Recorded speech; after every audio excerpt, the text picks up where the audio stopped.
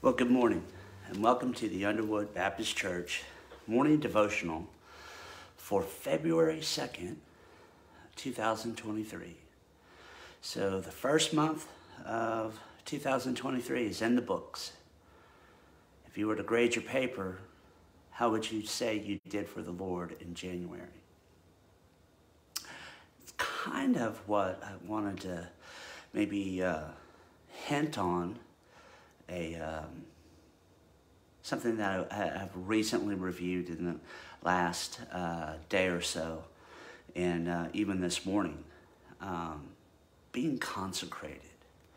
What does that mean in our modern vernacular? You know, being set apart, in other words. Are you set apart? If you're familiar with probably where I'm going, it's probably been taught many times over, may have even been in one of these devotionals. But if you'll find Leviticus chapter 8, for time's sake, I'll pick up at verse 23. Now, what has happened before this is different animals have been sacrificed unto the Lord. Remember, the animals were a picture of the sacrifice that Jesus Christ would ultimately give in and of himself for us. So these animals and their blood and the sacrifice they represent in and of themselves, they could not do anything, but they were symbolic of Christ that would give himself for us.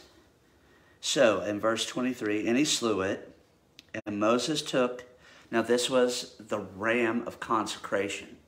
So this was a ram that was set aside after some other sacrifices have already been provided. This was a symbolic ram that was sacrificed. And at this point, in verse 23, and he slew it, and Moses took of the blood of it and put upon the tip of Aaron's right ear, upon his thumb, and upon his great toe of his right foot.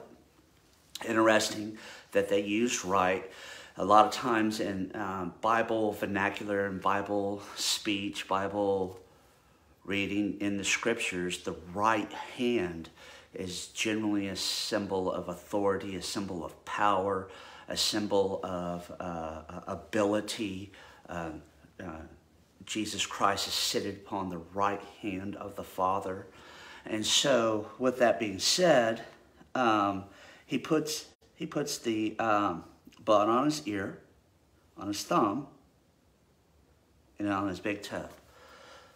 Well, if you've been in church at any amount of time, you probably have heard this lesson to some degree, and it just made me think about, you know, we have 1 month of 2023 already in the books. What have we done for Christ? What have we set aside for him, for his glory? What have we listened to? What have we worked or done? And where have we gone? So what have we heard, our ear, worked with, our hands or our thumb? And our thumb allows us to pick up and grab and do work, so to speak. Where have we gone, symbolizing our toe, just like Aaron's ear, thumb, and toe was to be set apart. What have we done that was set apart for the glory of God? Have we done anything? Can we do something better? You have to grade your own paper because that's between you and the Lord. I have to grade my paper. If you're anything like me, you're probably like, wow, I am so limited and I want to do so much for the Lord, but I really have absolutely nothing. To be quite honest, I'm created for his glory, so are you, so is all of creation created for his glory. Man has volition. We have the power of choice. Plants don't have that. Animals don't necessarily have that. In the scope of the image bearer, we're supposed to be able to choose him, choose those things that would honor and glorify him. But quite honestly, we get tired, we get downbeaten, we get depressed. And actually, we really shouldn't, but we do. That's just the truth. We get depressed because of circumstances and situations, whether it's deals with our loved ones or our work, or something that we've heard, something that we're doing, or someplace that we've gone. Interestingly enough, ears, thumb, and toes. But if we're saved, if we're a person of value, then we know where we're going. We know who we're going to be. I mean, Christ gave up everything for us. Absolutely everything for us. How is it that we don't and aren't prepared to give more to him? To consecrate time and effort and places for him to do his work, to hear his word, to go to his places. Can we do better? I would think so. Don't we want to put crowns of glory, if you will, at his feet? I don't want that crown. I don't want that spotlight. I want to be able to give him something, because he gave me so much.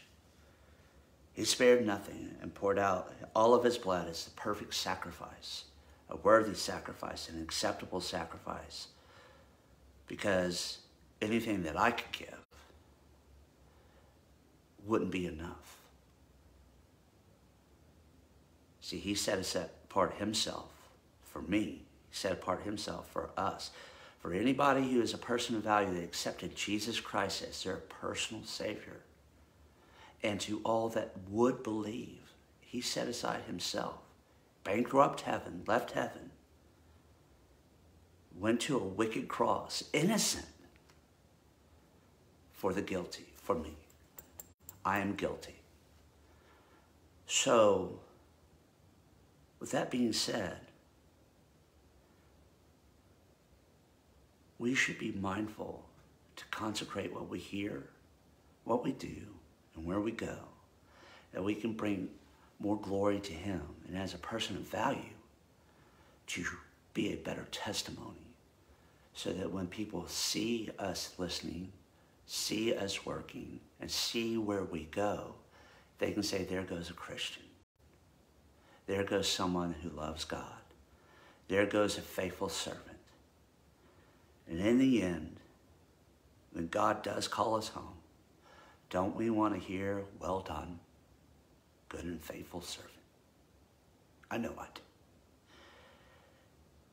So, as a person of value, someone who knows Jesus Christ as your personal Savior, think about that today. And until we meet again, may the Lord of heaven richly bless you this day.